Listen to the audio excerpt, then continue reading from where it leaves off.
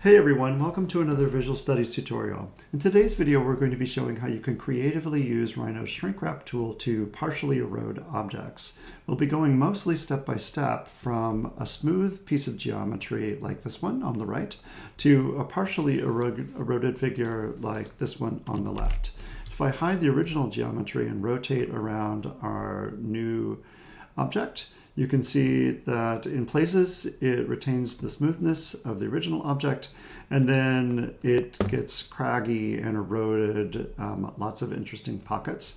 And so we'll be showing how you can do this using the ShrinkWrap tool and how you might go forward and texture this further. We won't be doing that part step by step, so I'll just briefly show you my process of going from the original figure to something like this at the end, which is rendered in Maya. And so my process for this is really to go from Rhino to Substance Painter, where I texture an object. And let me turn off some of the color information. And this is what the figure looks like when it comes in directly from Rhino. And then I've added additional texture, carefully adding more texture where the object has been eroded and a little bit less texture where it remains smooth. Then adding color information, which can always be shifted later, some more color detail and some information on the edges, some shinier places on the edges. And then that goes into Maya where I finish the rendering. So we won't be covering all of that, but what I want to focus on is how you can use the ShrinkWrap tool to create the basic figure. So let's get started with that now. Okay, so what you'll need to follow along with this tutorial is a larger piece of geometry and some smaller items scattered over the surface. This I made using Bifrost in Maya. I'm referring to the scattering. And so my process was simply to take this piece of geometry from Rhino, bring it into Maya, and scatter these pyramids over the surface. And if you don't know how to do that, you should look at the Bifrost series on this channel, and there's a step-by-step tutorial, and this geometry and the scattered geometry is using the exact same process used in that tutorial. And once I've scattered these pyramids over my geometry, I'm just bringing them back into Rhino, and we have something like this. And now that's jumping ahead a bit, now that we've established that, I can just show you my progression for getting the original larger piece of geometry. And this was done using the Polyhedra plugin. And if you don't know it, it's great. If we type polyhedron,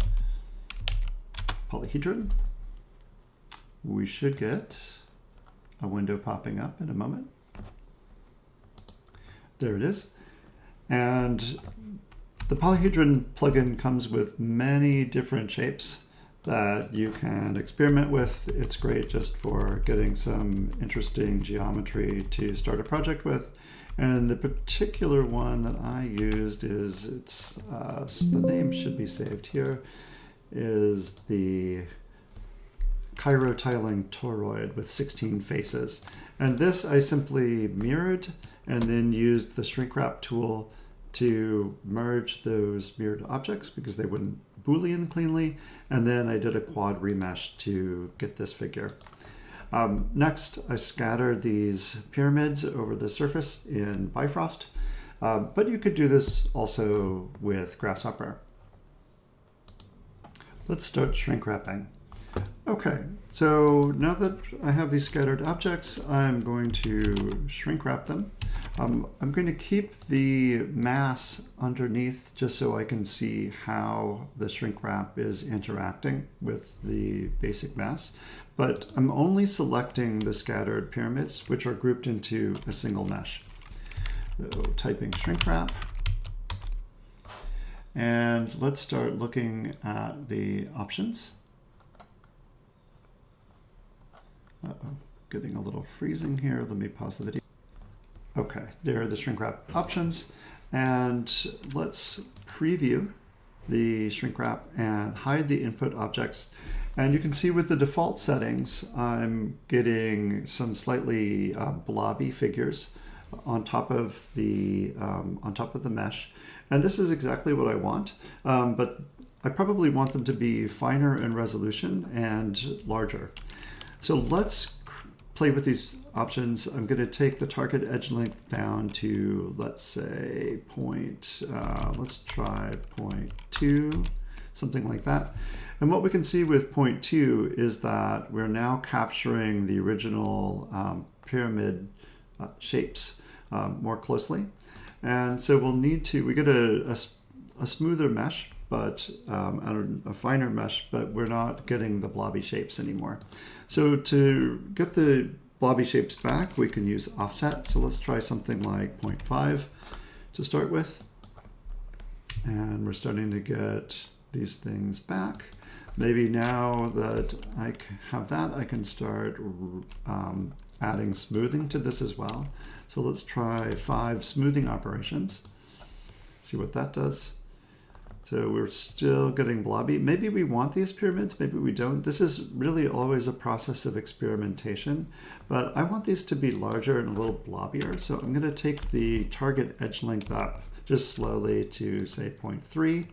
Ah, great. And now this is looking a lot blobbier, and this should be fine for what we need. Let's try this. Maybe let's offset it a little bit more to 0.6. Try that. That's looking pretty good. And essentially what we're going to do is we're going to Boolean out our original figure with this new mesh, and that will be the basis of the carved erosions in our figure. So I'll hit OK. Get this mesh. And then I'm going to grab the new mesh and the original figure, and just holding down on the Alt key, move these over so I have a copy. All right, and we'll build up this progression. Let's go ahead and hide the figure underneath. So this is the new mesh, and that's pretty cool in its own right. If we just think also here under materials, I have a gray material so that when I turn on the rendering,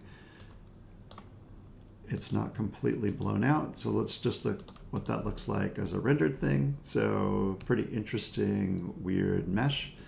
And let's go back to the shaded view. And with this, I can see that there are free floating moments in the mesh, and that might not, that might trip up our Booleans. So let's go ahead and explode this mesh and pick the larger mesh, hit hide, Control H, and then I'm just going to delete all of these small ones and then type show to bring everything back. I'm also going to take our original figure. I'm going to Control C, copy it, Control V, paste it. So now I have two things here, and one of the meshes I'm going to hide, and I'll bring that one back in a moment.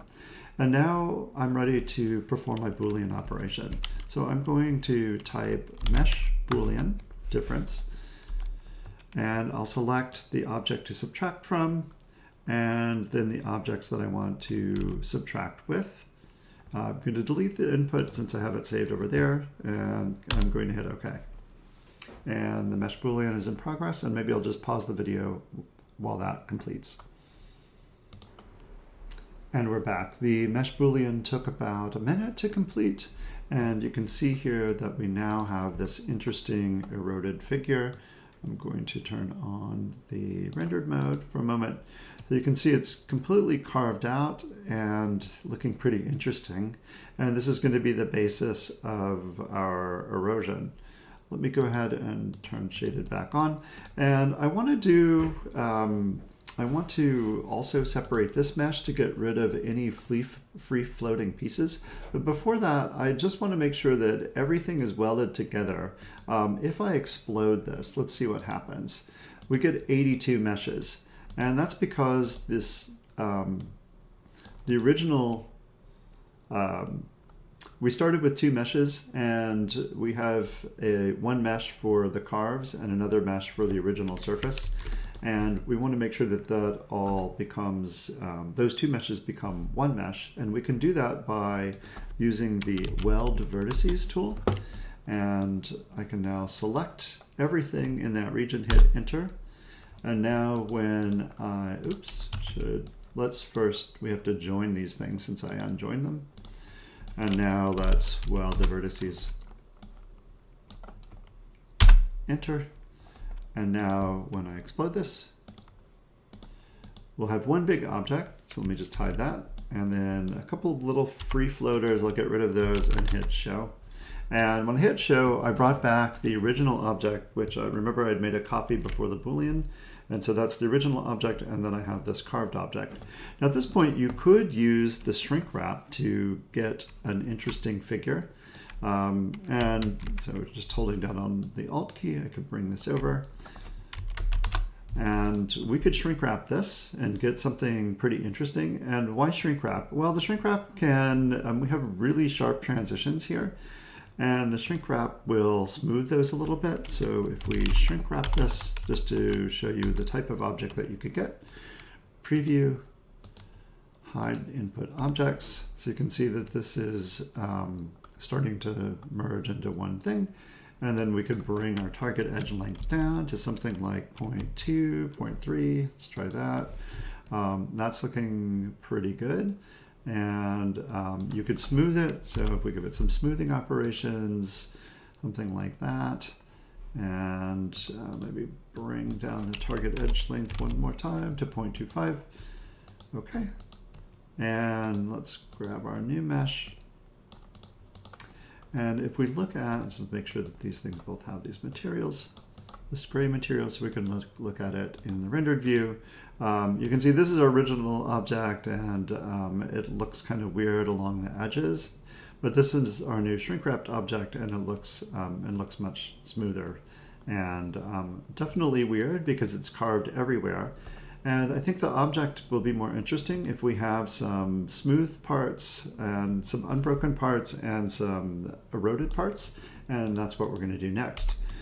So coming back to this object, we can hit shaded and then show to bring back our original object.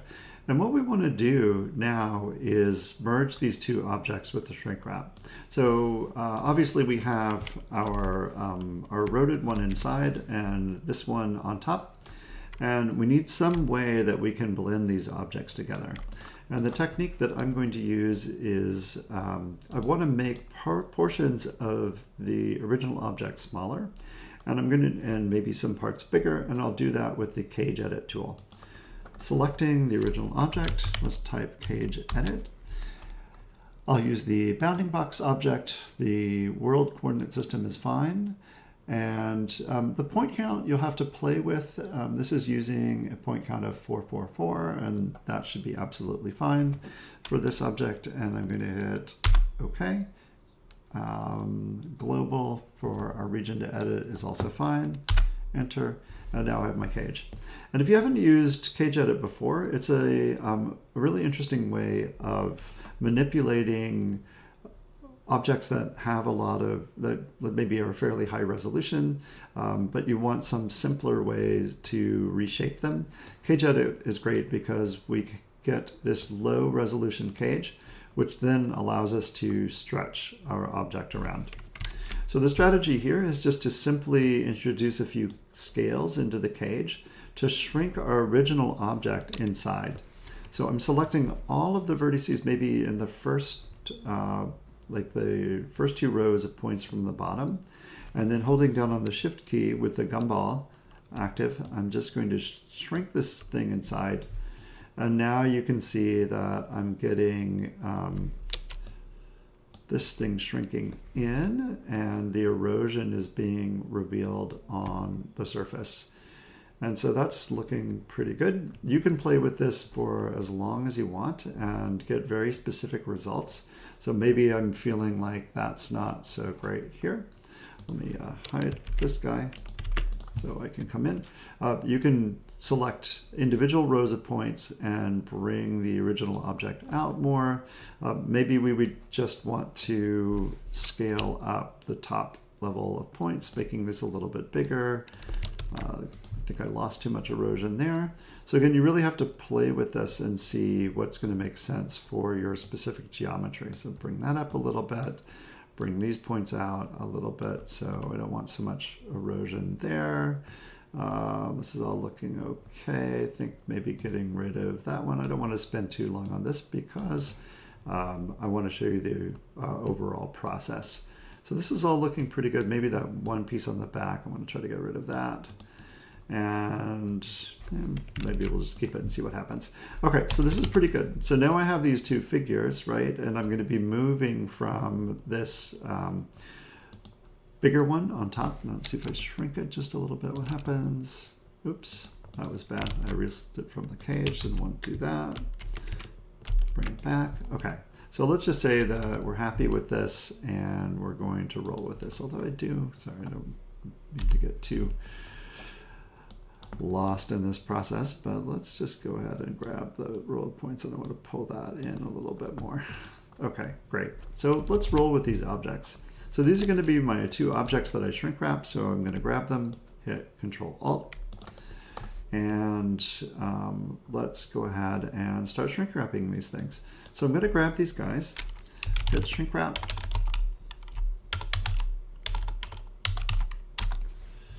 and let's preview, hide the input objects, and then of course we need to take our target edge length way down, and let's try 0.5, see what that does.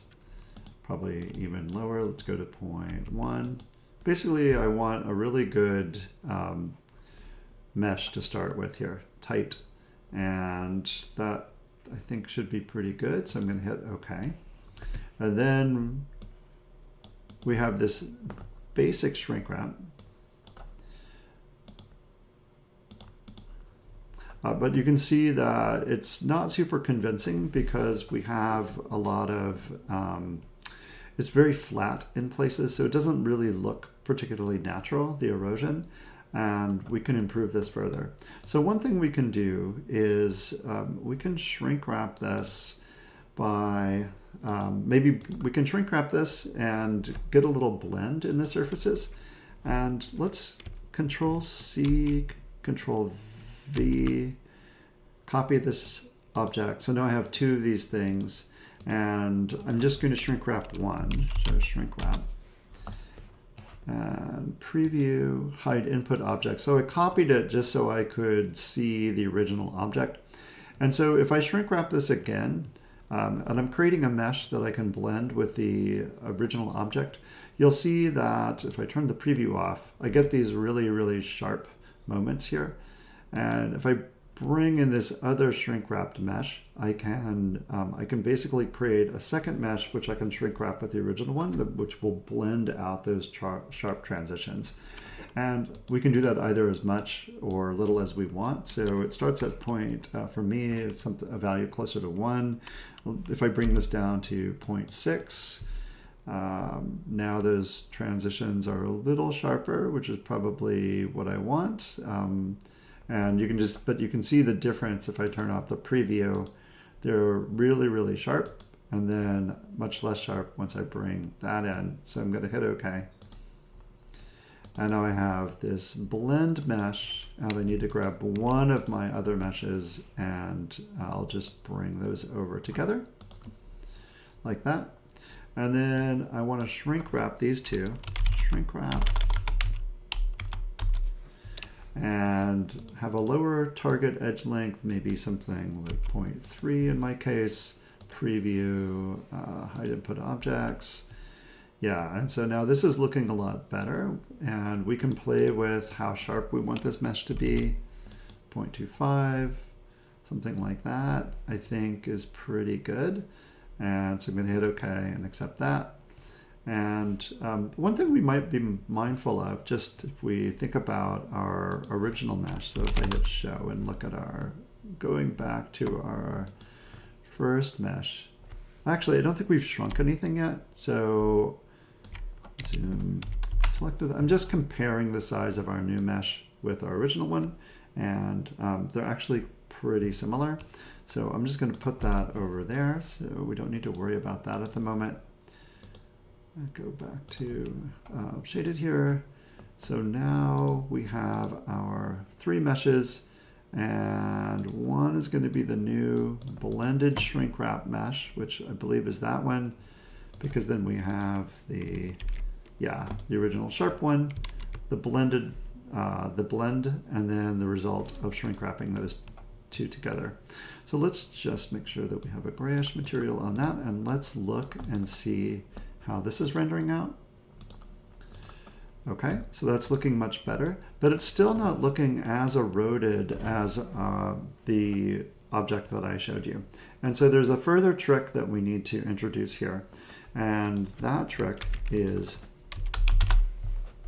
to use a negative offset for our final shrink wrap operation. So let's do that. Shaded and shrink wrap.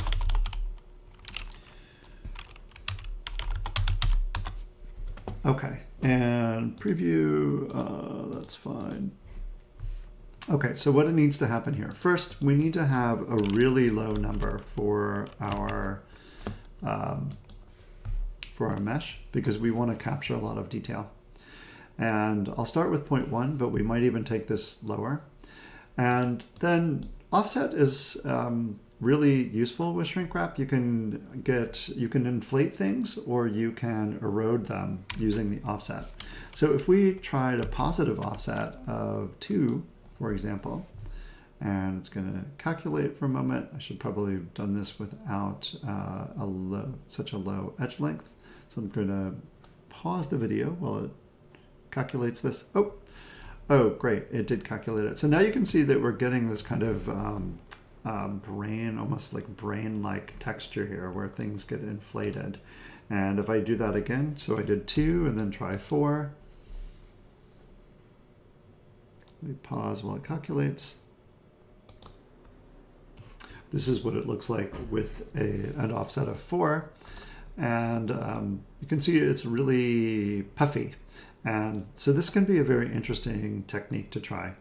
I should also note that this is a good time to save, because as you start playing with low target edge lengths and large offsets and insets, sometimes the shrink wrap can crash.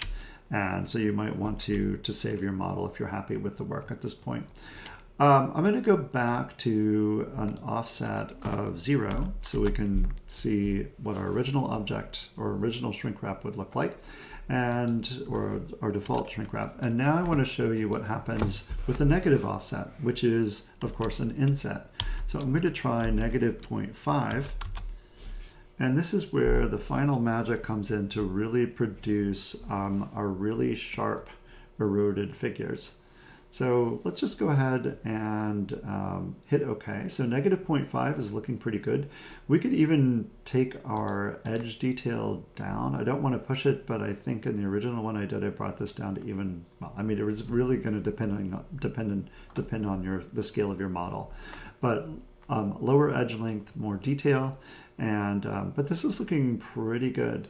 I could also see what happens if I make this negative offset more. So try a negative offset or an offset of -1. See what that does. So, okay, you can see that it's really shrinking the object even more. And I think that negative 0.5 was fine because I don't want to erode too much of the object away. So negative 0.5. Like that. And it's calculating, I believe. Hit OK. And now it's going to give me the new mesh. Okay, and so here's where we can see that our new mesh has really been shrunk from the original one. And so I'm going to bring this back up to be roughly the same size as the original one, and that's looking pretty good. I mean, you're not going to make it match perfectly because it's a fundamentally a different shape now. But now we can see if we turn on, let's get this material here rendered.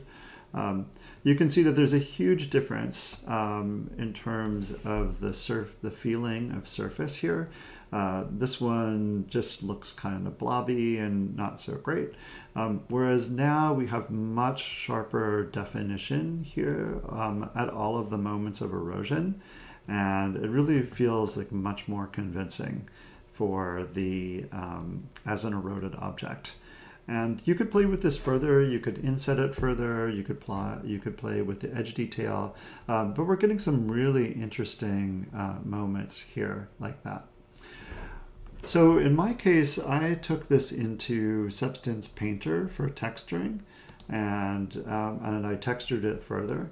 But in order to do that, we need to take our somewhat messy mesh here and make it nicer. And we need to use the quad remesh tool to do that. Let's look at how many polygons we have on our object. So making sure that the properties window is available. I'm coming down and looking at the details.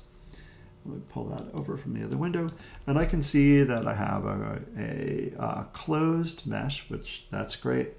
And we have, we have 136,000 faces at the moment, almost 137,000. And so that gives us some number to start with for our rebuild. And let me go ahead and just hit save here in case we crash. But I'm going to use the quad remesh tool to give us nice topology for Substance Painter and Maya. And to do that, I simply quad remesh this, or use the quad remesh. And I'll turn off detect hard edges. And then for our target quad count, because we had over 100,000, nearly 150,000 faces with our current mesh, I'm going to go ahead and bump this up to a slightly higher number just to make sure that I don't lose too much detail. And this, again, you have to play with it. But I'm going to say, based on what I was saying, that 200,000 should be okay. So hopefully this doesn't take too long, but I'm going to pause the video while it calculates. It took about a minute to calculate, and now I have my quad mesh. Let's bring that over and take a look. And let's compare these two meshes. So I'm going to go to rendered, and this is, let's see, this is our, hide everything else. So isolate, zoom selected. Let's grab these things.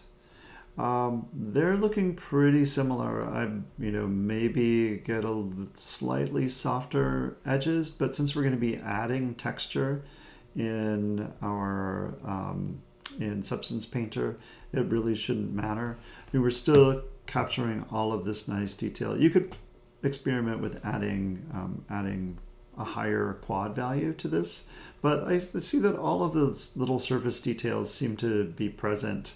And if we look in the shaded view, the topology obviously looks much cleaner. So when you're doing displacements for rendering, this is going to offset much more nicely and subdivide more nicely. And this I could then bring back to the origin and export for our other programs. Or perhaps you just want to render it in V-Ray, and that's fine too. That was our original object, but now we have our whole progression here. And if I just turn on the shaded view, or the rendered view, we can look at that. And let's bring up our original objects. So again, we started with this, built up a little figure. We brought some, oops, grab that. We arrayed some geometry on top, in my case using Bifrost, and there's a video on that if you want to learn how to do that. But you could do it with Grasshopper. Then I made a blobby mesh around those scattered objects. I used that to Boolean out our original object. I'm saving a copy of it. Then that copy I adjusted with the cage edit, and then did a series of ShrinkWrap operations to playing with the settings to arrive at this eroded mesh. And then this is something that you could work with further, either in Rhino and V-Ray, or take into Substance Painter, for example, and texture it and render it. So I hope you've enjoyed this tutorial. Thanks for watching.